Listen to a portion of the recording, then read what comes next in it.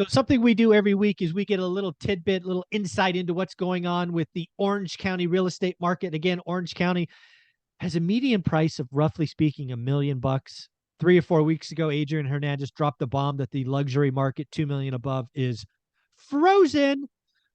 So we're going to check in and see what's going on. Adrian, how you doing? Good. How you guys? How are you, Zuber? I'm doing well, man. So I don't know if you've been watching my daily financial news, but I did two things since we spoke last. One, I have called the housing bottom. Transactions are going to bottom this Friday when we report the December sales at 3.87 million, so sub 4 million, just like I called. And I'm already seeing that across the country, activity is picking up.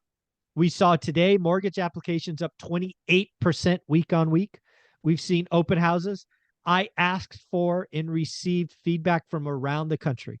Around the country, agents have been telling me I had a listing for 45 days, 60 days, nothing, crickets, blah, blah, blah. Now we had an open house, packed, 4 offers, all this stuff. So I believe at least part of the real estate market is unfreezing. I think it's first-time home buyers. I think luxury is still broken. I still think we have huge price drops. I think the move-up market is still broken, although it is going to start to shift as rates come down. But dude, the first-time home buyer market, Orange County sub a million, I have a sneaky feeling that might be on fire pretty soon. But hey, you're in the market. What are you seeing? Yeah. Well, what I'm going to say, guys, is it comes down to the area in Orange County.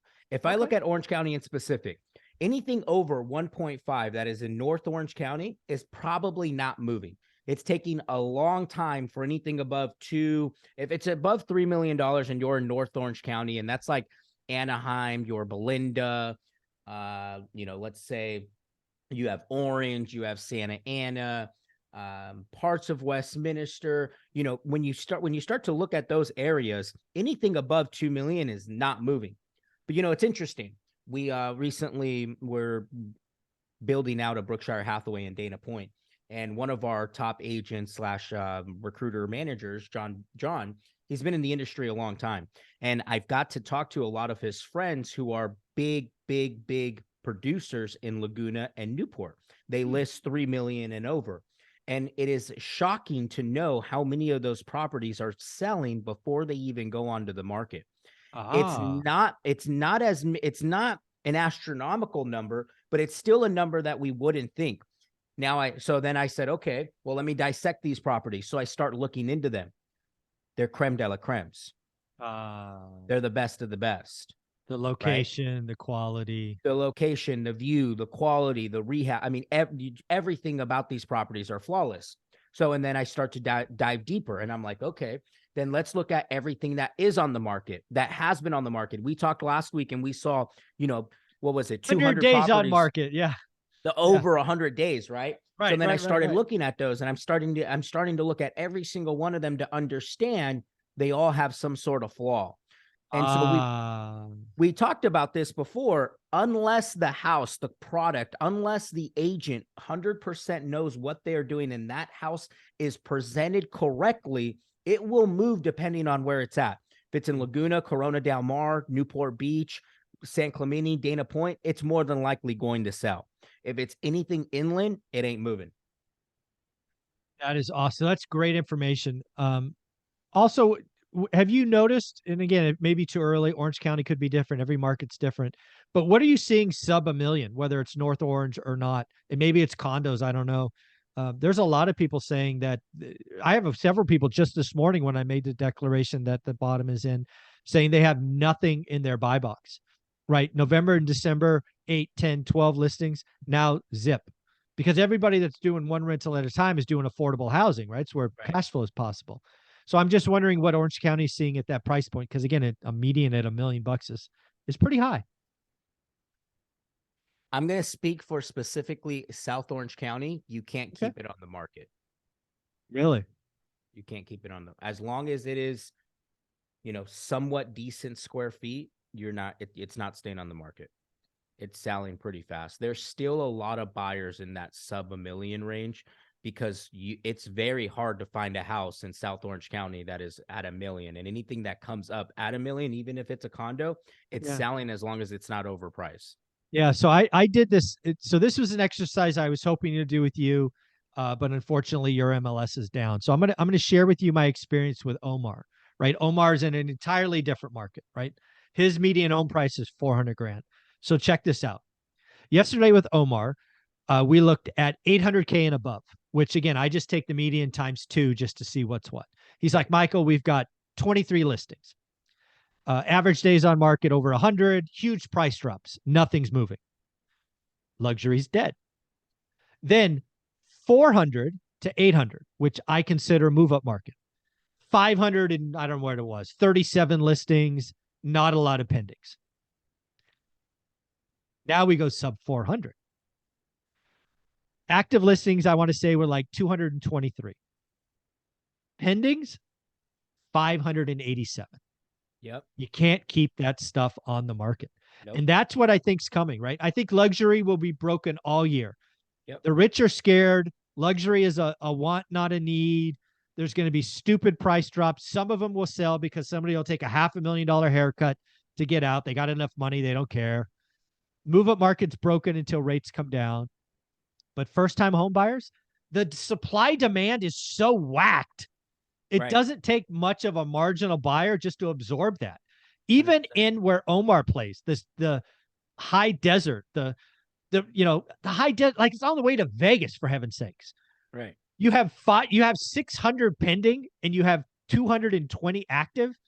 That market's on fire. Yep. And it's interesting. So we flip in San Bernardino County, same thing. Anything I have in San Bernardino County, 400, 425, 350, multiple offers. I'm getting above list price. We're not giving any closing costs. We're offering out 2.25, but it's moving.